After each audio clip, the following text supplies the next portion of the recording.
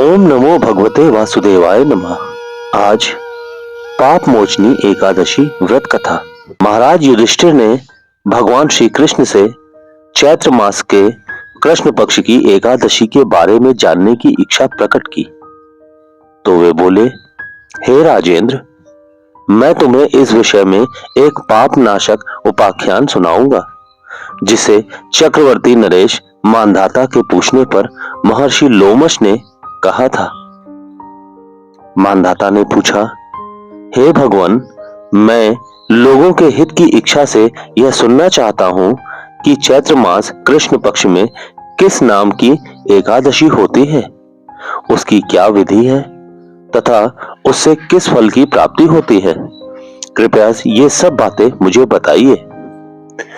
लोमश ऋषि ने कहा, हे नृपश्रेष्ठ, पूर्व काल की बात है। अप्सराओं से सेवित चैत्र रथ नामक वन में, जहां गंधर्वों की कन्याएं अपने किंकरों के साथ बाजे बजाती हुई विहार करती हैं, मंजू घोषा नामक अप्सरा मुनिवर मेधावी को मोहित करने के लिए गई। वे महर्षि चैत्र रथ वन में रहकर ब्रह्मचर्य का पालन करते थे। मंजू घोषा मुनि के भय से आश्रम से एक कोस दूर ही ठहर गई और सुंदर ढंग से वीणा बजाती हुई मधुर गीत गाने लगी। मुनि श्रेष्ठ मेधावी घूमते हुए उधर जा निकले और उस सुंदर अप्सरा को इस प्रकार गान करते देखकर बरवसी मोह के वशीभूत हो गए। मुनि की ऐसी अवस्था देख मंजू घोषा उनके समीप आई और वीणा नीचे रखकर उनका आलिंगन करने लगे। मेधावी भी उसके साथ रमण करने लगे। रात और दिन का भी उन्हें भान न रहा। इस प्रकार उन्हें बहुत दिन व्यतीत हो गए। मंजू घोषा देवलोक में जाने को तैयार हुई।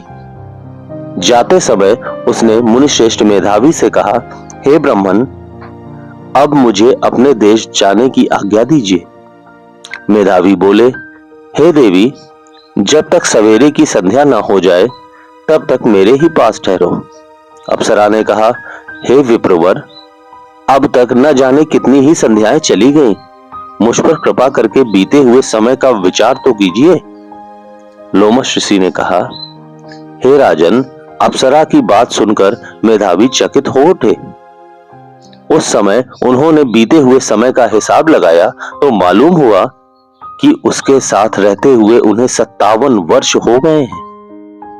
उसे अपनी तपस्या का विनाश करने वाली जानकर मुनि को उस पर बड़ा क्रोध आया।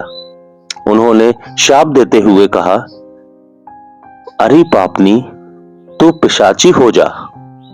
मुनि के शाप से दग्ध होकर वह विनय से नतमस्तक हो बोली, हे विप्रवर, मेरे शाप का उद्धार कीजिए।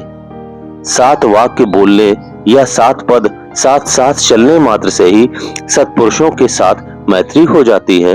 हे ब्राह्मण, मैंने तो आपके साथ अनेक वर्ष व्यतीत किए हैं, अतः हे स्वामिन, मुझ पर कृपा कीजिए। वे बोले, भद्रे, क्या करूं? तुमने मेरी बहुत बड़ी तपस्या नष्ट कर डाली है।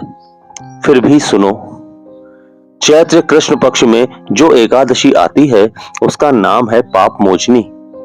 वह शाप से उद्धार करने वाली तथा सब पापों का क्षय करने वाली है।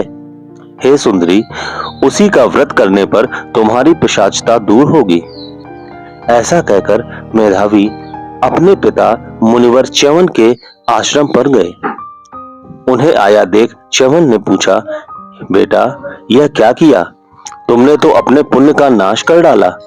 मेधावी बोले, हे पिताजी, मैंने अप्सरा के साथ रमण करने का पातक किया है। अब आप ही कोई ऐसा प्रायश्चित बताइए जिससे पातक का नाश हो जाए। च्यवन ने कहा, बेटा, चैत्र कृष्ण पक्ष में जो पाप मोचनी एकादशी आती है उसका व्रत करने पर पाप राशि का विनाश हो जाएगा। पिता का यह कथन सुनकर मेधावी ने उस व्रत का अनुष्ठान किया। इससे उनका पाप नष्ट हो गया और वे पुनः तपस्या से परिपूर्ण हो गए। इसी प्रकार मंजू घोषा ने भी इस उत्तम व्रत का पालन किया।